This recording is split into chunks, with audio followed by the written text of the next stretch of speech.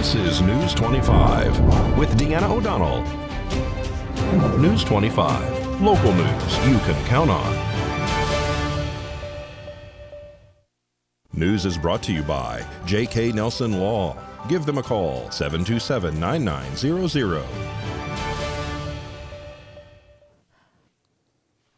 Welcome to News 25 here on KPVM TV and Ace Country Radio.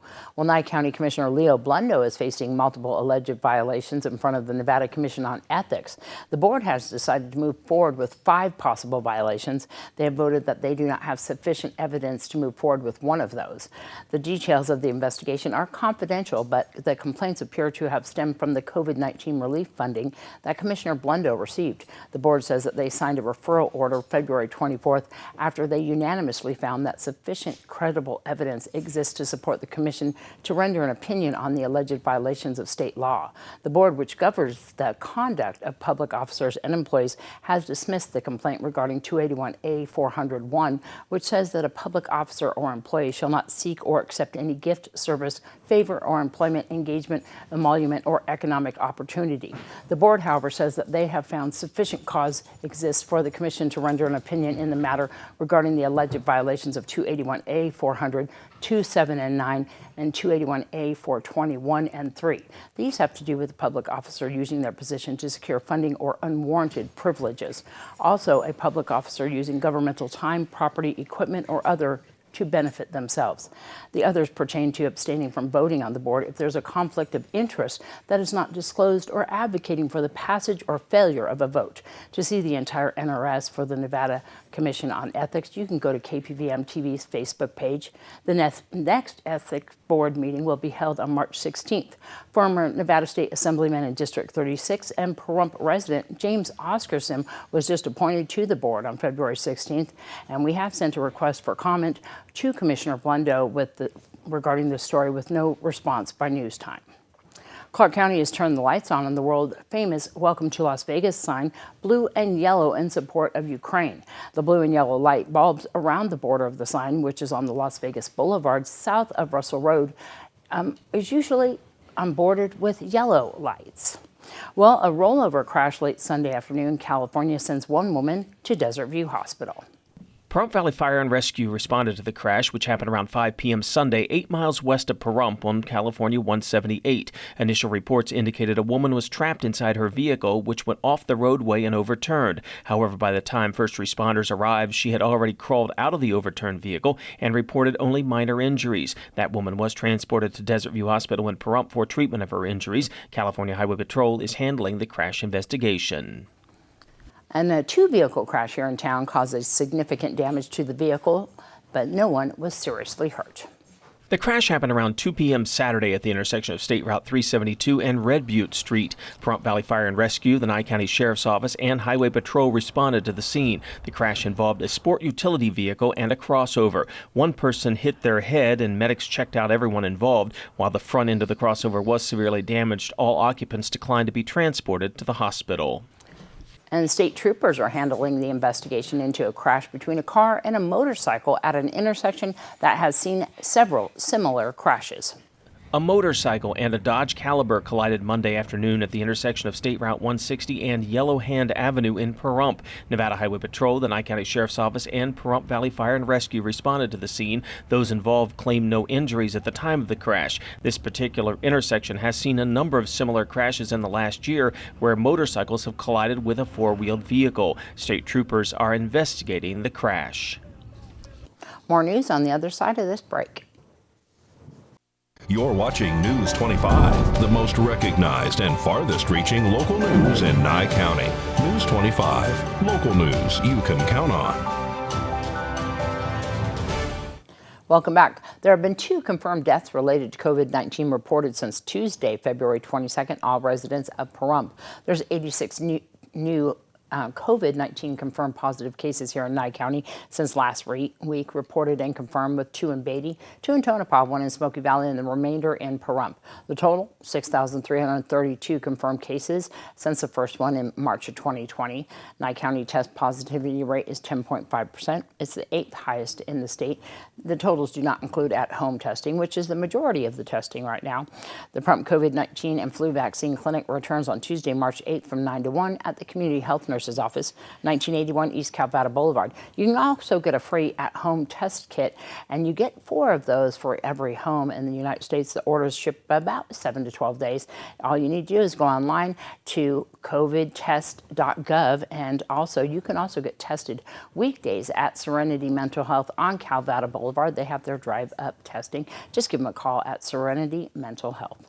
Well, a group with a message made a stop in Pahrump this past weekend, and a large crowd showed up to hear it. The Whosoevers brought their skate park tour to Justin Levitt Skate Park at Ian Deutsch Memorial Park. We did a best trick skate contest. Just invited the local community to come out, friends, family. We had a huge turnout actually, and we just picked out different obstacles, and whoever gets the best trick out of the bikes, scooters, or skaters gets paid. So it's been a epic, fun time. The Whosoevers movement started about 12 years ago with the guitar player from Korn, lead singer from POD, and myself. We were doing music festivals and just outreach to the community, basically.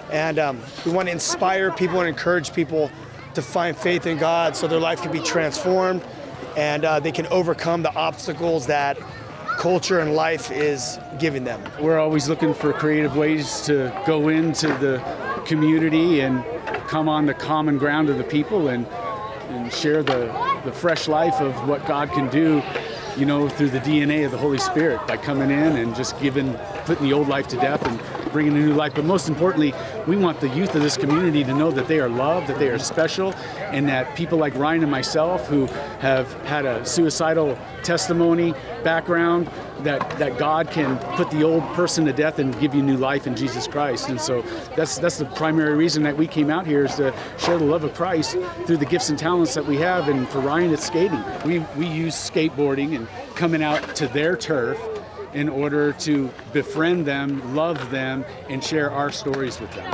No, it's like, because we're all skateboarders, so it's cool to just come to the skate park and do what we love to do, and that's skate, and with all our friends have a good time, and they get to win some money to it, so it's just a cool thing. And then we obviously have the church set up in place, so once they hear the message and they can find a home to grow and a community that loves them and will help guide them through this journey. Depression, anxiety, suicide are they were at an all-time high before.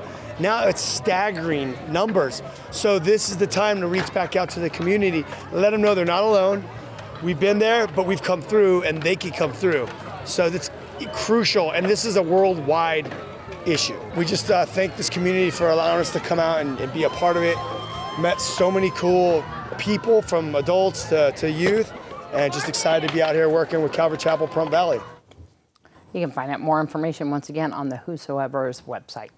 Well, movie and TV star Ryan Hurst is probably the best known for his roles in Sons of Anarchy, Remember the Titans, and The Walking Dead. Plenty of people are familiar with his work right here in town. Hurst stopped by Hypno Comics and Games in Pahrump Saturday to meet and greet with fans. Ryan Hurst was here. I mean, we have guests here all the time, and I love them all. But today was a special day. Yeah. We had Ryan Hurst here. You guys probably know him from Sons of Anarchy and Walking Dead. Mm-hmm. You know, Remember the Titans and We Were Soldiers. Yeah. 2 of my favorite films. And yeah, so. It went fantastic. We're out here at Hypno Comics, man. This place is fantastic. Yeah. I love it out here in Pahrump. Everybody's been so gracious, so sweet. I've been having a blast. Signing autographs and meeting Signing people. autographs, taking pictures, kissing babies. You know the deal. I've been in this business about 30 years now. Always continuing to work. I'm on a new show right now called The Mysterious Benedict Society, and it's on Disney Plus. And then I'm also filming, I'm coming out in the new video game God of War Ragnarok, and I play Thor. Yeah. Sons of Anarchy, Remember the Titans. Yeah. We were soldiers. Goodness gracious. You know, I've been very blessed with a long, long career. I try to do this every month. Somebody, either a comic book or a movie celebrity, comic book writers, artists. We try to do something like that once a month. So you should be following us on Instagram, Hypno Comics, or Facebook to keep up to speed on all this. Yeah, I mean, we had a great crowd. I'd say 200-300 people maybe showed up. So kept him busy for the time he's here. Yeah, and he's off to another event. We had a great day today, and I appreciate all the support. Check out my Instagram. I'm at Rambo Donkey. Come on. Ooh, there you go. There you go. We're at 720 East Street, right across from the library, right next to Irene's. Can't miss us. Such a fun event. Well, kids may feel uneasy about the war in Ukraine and have questions about what they've seen and heard. So how do we approach the topic without stoking their fears? For small children, it's best to keep it simple. It's far away, and that's something that grown-ups do. Let the grown-ups take care of this right now, okay?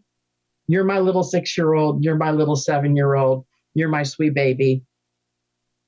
We get to take care of you, and then we'll make sure the adults take care of that. So sometimes you just need to simplify it and simplify it. Dr. Vanessa Jensen is a pediatric psychologist with Cleveland Clinic Children's. She says violent images can impact kids of any age, especially those who have not yet entered adolescence, and can crop up in nightmares and night terrors. So it's a good idea to monitor what kids are watching and shield younger children from disturbing visuals. And if they've seen something frightening, ask plenty of questions to try and get a sense of how much they know and what they're feeling. If they're feeling unsafe, it might help to show them a map or globe and point out how far away Ukraine actually is. No matter a child's age, Dr. Jensen says right now, kids may need more support and reassurance from their parents. In some way, try to insert that little piece of, if you see things or hear things that either you wonder about or that just are kind of scary, let's talk about it, because I find it kind of scary. I find war very disturbing, and help them normalize those thoughts. It's okay to feel kind of scared that this is happening in our world. Dr. Jensen says sometimes taking action can help ease a child's mind, like making a card for a soldier in the military, praying for Ukraine's safety, or simply sending warm thoughts and wishing them well. Just a moment with Ed News. You're watching News 25, brought to you by Mountain West Lawyer, Injury Attorneys, 727-9500. News 25, local news you can count on. Well, concerning our top story and Commissioner Leo Blundo, we did get a statement before we finished news tonight. He says, I'm humbled with so much support to have shattered all the fundraising records for Nye County ever, and he is prepared for the attacks from the establishment that comes with that. And so you can find that whole statement and everything on KPVM's Facebook page. Well, it was a close call for a school serving a disadvantaged community in Memphis, Tennessee, on the brink of closure. But a dedicated group of fundraisers and some bold decisions during the pandemic by the faculty saved the day for St. Paul Catholic School. Kim Martinez reports. How can we make this decimal number, 2 49/100ths, into a whole number? So the question then became, okay, we have 180 students. We can't support our current staff. Being the principal at St. Paul Catholic School in Memphis, Sister Mary had a tough road ahead. Could her school even keep its doors open at all? The enrollment dropped, and of course a lot of our parents didn't have jobs and couldn't pay, the fees. And then when school started, the enrollment even dropped further. That's when fundraising efforts for St. Paul took off in earnest, led by former students such as Patrick Lawler. I went to school here, we grew up in this community, and we were passionate about its success and survival. Is there a root word left? In all, $750,000 was raised, but then COVID hit. Now the school had to decide between in-person and going virtual. They stuck with in-person, and that's when things really turned around for the better, being one of the only schools around that kids could still come to. We decided that we really wanted to be able to focus on the children that were in that classroom, and it would be very difficult for them to have their attention divided between virtual students and students in the classroom. Okay, raise your hand if you can tell me what to do on that word. Now St. Paul's enrollment has doubled and is still climbing. Parents such as Sal Marasalco are grateful for the school's bold decision to stick with in-person learning. It is difficult when I hear that students can go for maybe 2 weeks and then have to stop and then have to go back home. And so it is difficult. That's just why it's been such a blessing here that they've been able to stay open. Staying open and offering students a safe place to be was an important decision in this part of Memphis. This is a safe space in a community that can be a tough place to live sometimes. You know, there's always a feeling that when he's here, he's safe, he's okay, he's loved, on top of the educational aspect where he's in a small learning environment where I feel that he learns better. The growing number of families in this community benefiting from St. Paul are certainly grateful for those who've kept the doors open, and they're also thankful that their school is now flourishing and here to stay. Kim Martinez reporting. Well, we're going to join Darby there at Desert Haven. She's going to introduce us to a pet that's available for adoption right now named Birdie. Today's Save a Pet segment is made possible by Realty Executives in Action. Put the team at Realty Executives in action for you. Hi, I'm Darby here at Desert Haven Animal Society, and today we are joined with Birdie. Birdie is a beautiful 3-year-old husky mix. Gorgeous. She's actually quite small for a husky. I would definitely describe her as like a schmedium, where she's too big to be a small, too small to be a medium. She's a wonderful size.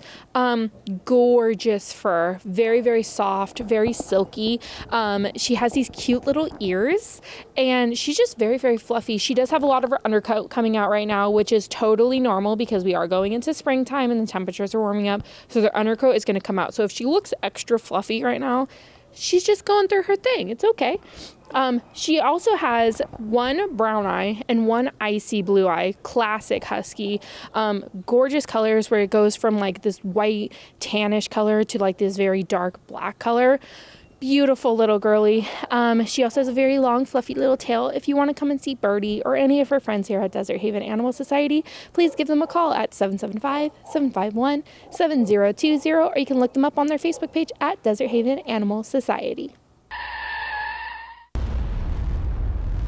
News 25 Weather Cam is brought to you by Lerner and Rowe Injury Attorney's Office in Pahrump. In a wreck, need a check? Call 702-877-1500. All right, taking a look at that beautiful sky today. We'll find out more about what's in store for our weather for this week when we return.